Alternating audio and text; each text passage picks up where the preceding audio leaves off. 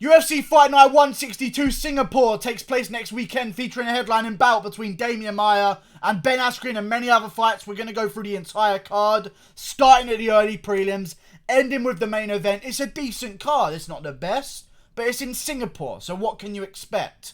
Alright? Rafael Pessoa versus Jeff Hughes opens up the prelims. I feel like this should be a bit higher up in the card. Jeff Hughes obviously didn't do anything to Todd Duffy, but Todd Duffy said there was an eye poke, so I guess there was an eye poke. So Jeff Hughes had a no contest there, but he was getting the shit beat out of him, but he was doing alright. He showed a good chin. I feel like he's going to beat Rafael Pessoa. I saw Pessoa against Cyril Gane. Wasn't too impressed. Jeff Hughes is going to crack him with a hook on the inside. KO him early. I don't know why I said it like that. KO him early. There you go.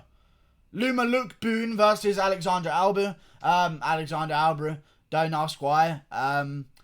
UFC probably want her to win. She's probably doing a few favours backstage to a couple of the matchmakers, so I'm sure she'll probably take this one. Okay? Sergey Pavlovich versus Maurice Green. Again, this I feel like should be on the main card, or at least higher up on the card. I don't know why they're doing this to these heavyweights. Makes no sense. I feel like Maurice Green's going to get it done. I feel like he's rangy enough. I've just seen Sergey Pavlovich, I believe, get a win, but before that got KO'd. Yes, he beat Marcelo Golm, who is 6-2 at the time. I don't really rate that win, to be honest with you. Lost to Alistair Overeem by KO before that. I feel like Maurice Green's just a big black guy, man. You know? He's over 2 meters. I think that's something like 6'5", 6 foot. He's just a big guy. A big rangy guy. Even though he hasn't got the reach advantage here, the leg reach is always going to be in his favour. I'm going with Maurice Green. I like this guy. He's on a bit of a streak right now. We've got him. We've got Greg Hardy. We've got Cyril Gane, who we'll talk about in a second. Also on this card. Times are good for heavyweight. I'm going with Maurice Green by decision. It's not going to be too interesting, though, I don't believe. Maybe a late finish. Enrique Barzola versus Movsar Evloev. I'm going with Movsar Evloev. I like him, man. I really do like him. He's got a decent record. He's 11-0. He's a good fighter. He's a young guy. I like him. I like him. He's a big featherweight with long arms as well. I don't like this fight for Enrique Barzola. I feel like Enrique Barzola can beat a bunch of these small fish. But as soon as he gets to the sort of bigger fish in that small pond outside the featherweight rankings, I feel like he chokes a bit. I'm going with Movsar Evloev. Alex White versus Rafael Fiziev. I might go with I don't know. I should have researched a little bit. I'll go with Alex. I don't know what to do. I'll go with Alex White here. I'm going with Alex White. I'm going with a bit of experience. Probably a little bit of size as well. He's going to be the bigger guy in there. The reach is the same, but Alex White's going to be the bigger guy. Rafael Fiziev, I saw him get KO'd in his last fight, I believe. I can't remember who it was against, but I remember him getting KO'd by someone. I don't like that. I'm just weighing in some general options here. I'm going with Alex White. I feel like he's going to get the job done. Randa Marcos versus Ashley Yoder. Why is this headlining the fucking prelims? You've got an undefeated Evloev. You've got Maurice Green on a 3-fight or so win streak. Why is this piece of shit... Oh, because she's got red hair? Cool. I don't care. Let's get some real G's on there, you know? I was going to say something else. I can't say that. Randa Marcos versus Ashley Yoder. I'll go with Yoder, I guess. I'll go with Ashley Yoder, a little bit bigger, a little bit younger. She doesn't have red hair, but I don't mean, what do you want me to break down? They're both pretty fucking shit, to be honest with you. I'll go with Ashley Yoder, yeah. Yoder, though, I feel like she's got the force and she can make it happen. Muslim Salikov versus Laureano Strapoli. I'm going with Muslim Salikov. Although he's an older guy, and sometimes I worry about just how old he is. He had a big win on UFC 242. I predicted him to win there. I feel like he's going to teach this young kid a bit of a lesson. He's Dagestani, you know? You're a kid. It's tough. It's not going your way already, you know? It's not in your favour. Muslim Salikov's going to win this one. Via Dagestani genes, probably. Cyril Gane versus Don'Tale Mayes was the co-main event. I guess they shifted it off. However, it's a phenomenal fucking fight. I like this. Cyril Gane versus Don'Tale Mayes. I really like it. Cyril Gane getting a spot on the main card. I like that. I feel like he's someone to be really taking a look at. Don'Tale Mayes. A big guy as well at the division. 6-2. A decent record. I just know that Cyril Gane is Ngannou's main training partner in France for a reason. He can for sure take a shot. If you're Ngannou's main training partner, that means you stick around. He's a very credited kickboxer. I believe he was undefeated in kickboxing as well. I like Cyril Gane here. He's a big, powerful heavyweight. He's lean. He controls range well. We saw him beat Rafael Pessoa in his last fight by submission, showing off that he's not only just a striker. He's going to be a bit of the full package. I'm going with Cyril Gane here. I feel like he's going to catch Dante Almeida slipping with some elite striking that only Cyril Gane would do. I'm going with Cyril Gane. I think he's one of the best favourites on the card. Frank Camacho versus Beneil Dariush. This is also a good fight. Camacho coming down to lightweight. He was at welterweight for a bit. Remember, he lost to Jeff Neal. Showed savageness in that fight, but he did lose to Jeff Neal. He's a tough guy. Beneil Dariush is a tricky guy, man. He beats a lot of guys you don't expect him to. I'm going to go with Beneil Dariush here. Camacho's going to be a big guy. He's going to have the reach advantage. He's going to be used to fighting bigger guys. But Beneil Dariush is so tricky. I'm going with him for this fight. I feel like people sleep on him too much. Camacho isn't the best guy either. He's not too technical. And I feel like to beat Beneil Dariush, you really have to find that one-hitter quitter. You know? You really just have to catch him, make him pay, and then get out of the fight as soon as possible. Because if you can't finish him off, he'll find a way to finish you. Drew Dober learned that the hard way. Drew Dober had him in some kind of trouble. He was putting the pressure on him. Beneil Dariush finds a way. I think he's a beast. And unless you come out there and starch him early like Alexander Hernandez did, I don't think he's going to be able to win. I'm going with Beneil Dariush here. By submission in the second or third round. Michael Johnson versus Stevie Ray. Also, Frank Camacho's coming down in weight after being KO'd. Good job, man. That's not the smartest thing to fucking do. But whatever. Michael Johnson versus Stevie Ray.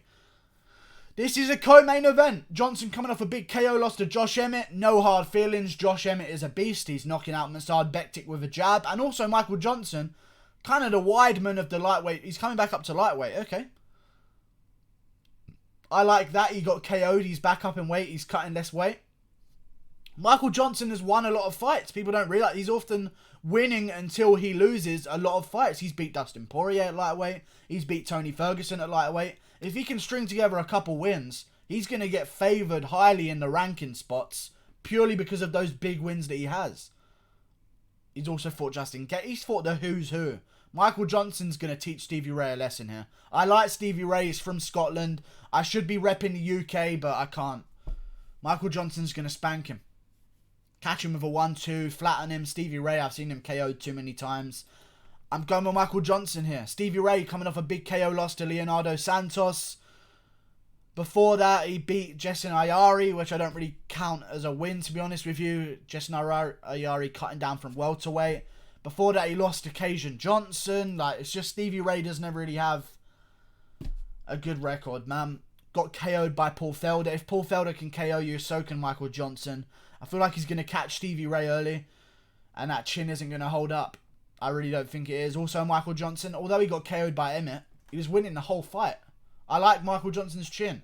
I like the fact that he's moving back up in weight against not the biggest lightweight in Stevie Ray. I feel like he's going to get the job done. Michael Johnson. Demian Maia versus Ben Askren. Okay. I'm going with Demian Maia. I think Demian Maia knows that he is in a position where if he loses this one, he's probably going to retire. If Ben Askren loses this one, he's probably going to retire as well, because there's not that many fights out there for him if he's that far down the rankings, and I'm sure he's only interested in big fights, and he's not the youngest guy either. So if Ben Askren loses, I think he'll retire. If Demian Maia loses, I think he will also retire. Demian Maia, I think, is going to win this one. Notoriously, when it comes to grapplers, guys have been able to somewhat neutralise Demian Maia on the ground, but they don't want a part of it. If you notice, a lot of like Colby Covington, yes, he used the takedowns, but it is mainly defensively. He doesn't want to be in the guard of Demian Maia. Same thing with Woodley. He wants to keep it standing. He probably could wrestle with Maia. No one wants that risk. I feel like Ben Askren isn't as good a wrestler. And even if he's not as good a wrestler, trust me, he could have all the credentials and be as good of a technical wrestler as you want. There is something I have to pay attention to. He's not physically the strongest he can be. He's not the most explosive he could possibly be. He's not in the best of shape that he could possibly be. He's not as strong as he possibly could be. Usman is. Covington is in supreme shape. So is Woodley. I feel like that's what's separating these guys. Look what Colby Covington did to Robbie Lawler, and look what Askren did to Robbie Lawler. Now, you may say, Askren got the submission early and Colby went to a decision. No, what I saw was, Colby had no issues in the grappling department of the Robbie Lawler fight whatsoever. Had no issues at all. And Ben Askren struggled. Did you see Colby Covington get lifted up above his head? I'm dying. Did you see Colby Covington in the Robbie Lawler fight get hoisted above Lawler's head and slammed on his head? No. I saw it in the Askren fight. Did you see Robbie Lawler shrug Colby off like it was nothing, like he did against Askren in the first round? Nope. There's different levels to wrestling, and I don't think Askren's going to have it. I don't know why they've done this fight for Askren. I'm getting annoyed. I don't know why they've done this. They could have rematched Askren and Lawler. That would have made so much more sense. Askren Lawler at 245. But they gave him to Maia. It's just not right for him. You know, you want to give him a striker that doesn't like the takedowns. That's what you want. Ben Askren versus RDA might have been a better fight for Askren if you could keep him down. But I just don't think he's going to be able to keep Maia down. I don't think he's going to like the ground with Maia. It's 5 rounds. Maia's in impeccable shape. He's a physical freak. He's a massive, massive welterweight. People forget this guy used to fight at middleweight. Ben Askren's not the leanest of guys and the most explosive. I feel like Maia's going to shrug him off and TKO him on the feet, because Ben Askren's striking is fucking terrible. That's not a joke. I'm not just saying that to be rude. I have better striking than Ben Askren. 80% of you watching this video at home, if you have ever trained at all in your life, you may have better striking than Ben Askren. That is a fact. I think Demian Maia is going to box his face off, and it's not because Demian Maia is some wizard on the feet. It's just that Ben Askren doesn't seem to have a comprehension on what to do if he can't get things to the ground. He had a fight in ONE FC, I believe, that was the same way. I can't remember the guy's name, but Ben Askren had to resort to eye-poking him and getting a no contest instead of losing, because he couldn't get the guy to the ground. The guy was too explosive and strong. The guy took things back up and started beating the shit out of Askren because Askren has no striking. I have no reason to hate on Askren. For the love of me, you know this, guys. I picked Masvidal to beat Askren, but I want Askren to win against Maia. I know Maia's a great fighter, but I don't want to listen to him talk. I want Askren to talk. I want to see Askren versus Leon Edwards after this, if it happens. That makes sense. Askren versus the loser of Diaz versus Masvidal. If it's Masvidal, that also makes sense. Askren versus Woodley in a friendship fight. I don't know what, but Askren versus everyone is way more interesting. I just feel like Demian Maia is going to beat him on the feet. Like and subscribe. Thanks for watching. I'll see you guys later. Goodbye. Also, Askren's coming back very recently. And he's coming back, but listen, Masvidal KO'd Askren in 5 seconds. Here's what I'm going to leave you with. Masvidal KO'd Askren in 5 seconds. Masvidal is back in the octagon after Ben Askren. Ben Askren is returning after being KO'd. The KO loss of a guy is returning before the guy who won. Why does that make any sense? He's going to lose. And it's shit. And I don't know why they've done it. Like and subscribe. Thanks for watching. Click that button there. Goodbye.